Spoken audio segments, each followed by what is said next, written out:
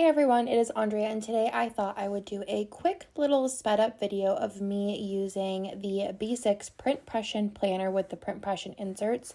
These are perfect for a little bit more of a simple planning style. You could totally use a mini kit. I just personally didn't have any mini kits laying around at home, so I went ahead and used an ultimate kit, but I think a mini kit would be perfect for the B6 planner. This is the print pression inserts, and I will leave both the planners, the inserts, and the kit and foil bundle that I used linked down below in case you want to pick up any of the same things.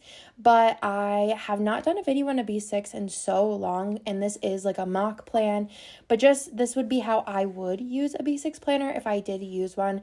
I know a lot of people use them instead of A5 wides, or they use them in like they use both of them, and they'll use maybe this for their workout or their meal planning or their plan ahead, their work planner, all of those things, or they just, use this for their memories. The only thing that you will need to trim is the bottom washi. The sizing is a little bit different to be able to fit everything in the boxes. So I just go ahead and use my slice tool and a ruler for that. And I just decided to use a little bit of the patterned washi, and you would totally do 2 strips, but I feel like it just cuts a little bit into the day. So I decided against it. I also did use bougie boxes for this spread. I feel like you could, again, use it without the bougie boxes, but I think using the bougie boxes made it really fun, and it kind of felt more authentic to how I would personally plan using this planner. I did use date covers, and I just used foil from the foil bundle. I don't think I pulled anything else in, and I had a ton left over, you'll see at the end. But I'm just going to overlay some holly jolly music and just go ahead and stick everything down, and then I will be back at the end.